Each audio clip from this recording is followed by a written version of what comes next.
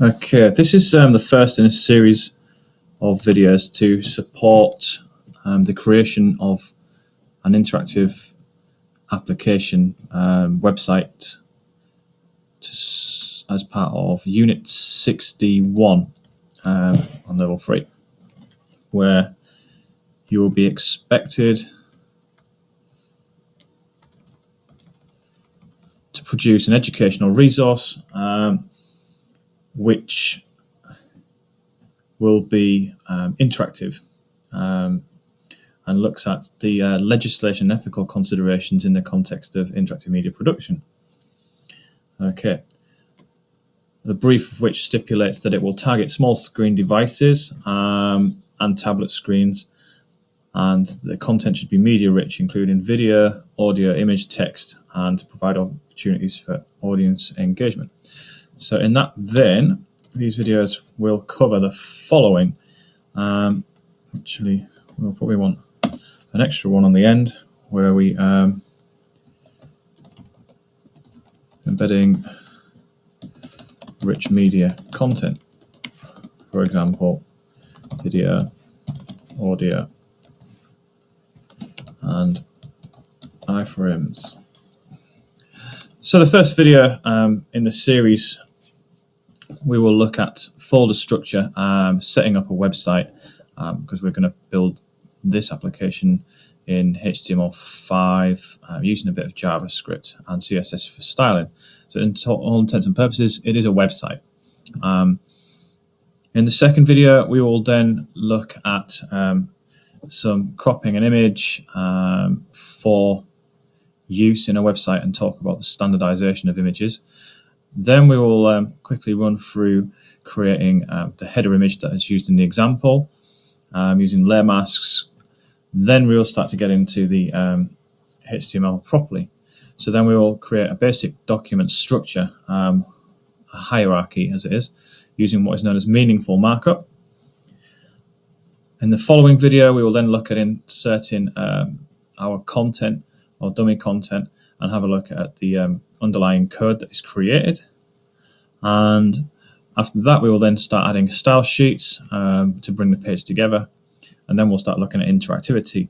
First off, we will just look at interactivity within the page itself, just using hyperlinks and bookmarks and links to other documents.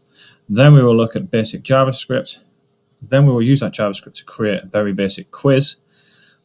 And then we will move on to look at just embedding more rich media, video, audio, etc., which is not really much more complex, but it's certainly more important to be left to the end, so we can look at the underlying principles first and underlying concepts. Okay, so we'll be using a program called Dreamweaver, which on this system can be found under Adobe Master Collection CS6. And the page that we are looking to create is something along the lines of this, which will become a template. And you can see it's a very straightforward layout. It's a centered one column layout with a header image, a kind of banner image or hero image, however you want to describe it, and some text content. This is some dummy text, but essentially it's in the kind of area that we would be looking at. The only difference between this and the final product that you'll be working on is that we will start to then include a navigation bar and maybe include some kind of interactive quiz, which should give you the basis for you to then go and take those simple principles and apply them in some quite different ways. Okay, so across the Dreamweaver, and this is the way that the screen will look when we first visit it. Now I have got other videos on my YouTube channel that look at this in detail, but essentially on the right hand side for this project, we will be getting rid of that. We will be getting rid of anything except the insert, the CSS styles, and the files. To start off with, we'll be working with files. As you can see here, I've actually already got a file structure set up from when I've been working on the example files for this. In the center of the screen, this is where all of our code and visual representations of the web pages will appear. And at the bottom, you can just make out the properties inspector. And with most Windows applications, you'll find a series of menus at the top of the screen consistent with all Adobe products. If you're familiar with them, you will know that, for example, preferences is in the edit. File covers all of your file actions such as open, save, export, import. If you lose anything in terms of panels or inspectors, then you will find them in Window. Okay, so the first thing I'm going to do is I'm going to create a Dreamweaver site, and I'll create a blank example site just so you can go through the process. Now on the left hand side you'll see sites, servers, version control and advanced settings. In this example we're only going to focus on the site element because we'll be working locally for this. And so I'll call this example site, and that is just a meaningful name that will allow me to choose between the different sites that I have stored within my Dreamweaver preferences.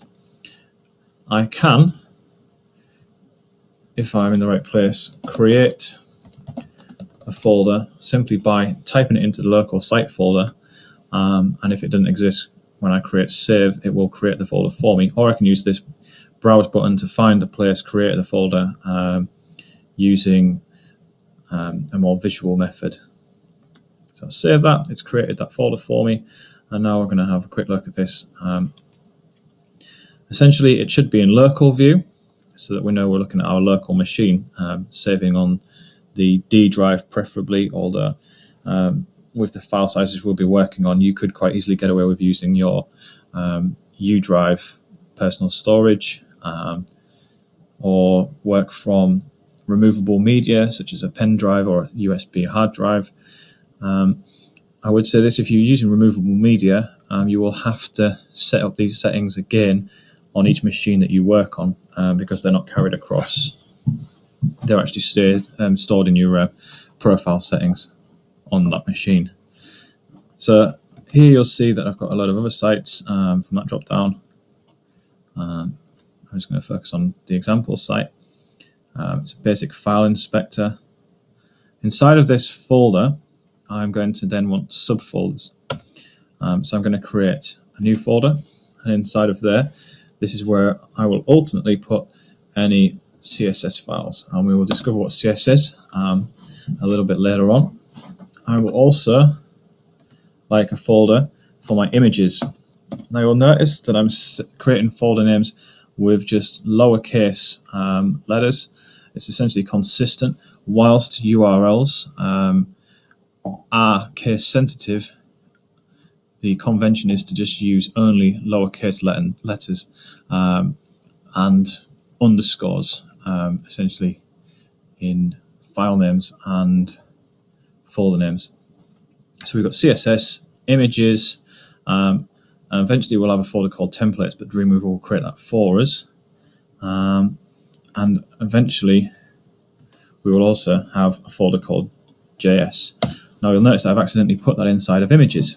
Now the way that I rectify that is simply by click, drag over the top of the root folder, which is my top level folder. That's another name for top level, root. Everything sits within the root. So inside of the root folder, that is where my HTML files will go. Inside of the CSS will be files related to the styling of the page. Images, any images that appear in that page. JS, any JavaScript. Okay, so currently I have no pages, but from this dialog I'm going to create a HTML page. It should look like this in code view.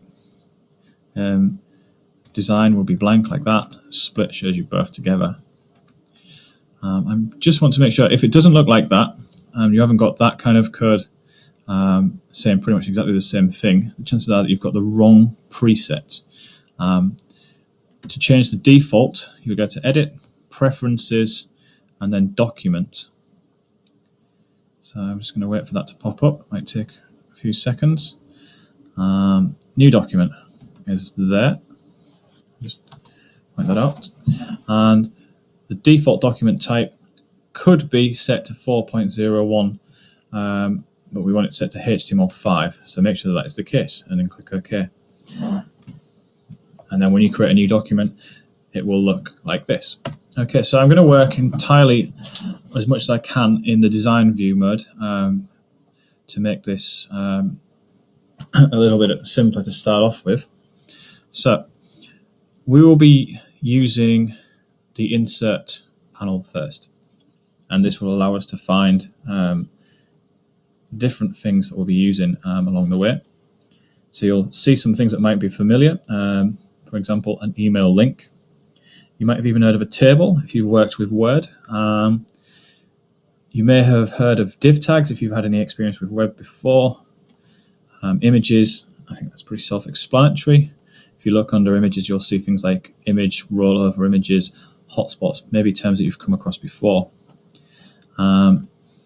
We are going to be using the tag chooser, images, and others at a later point.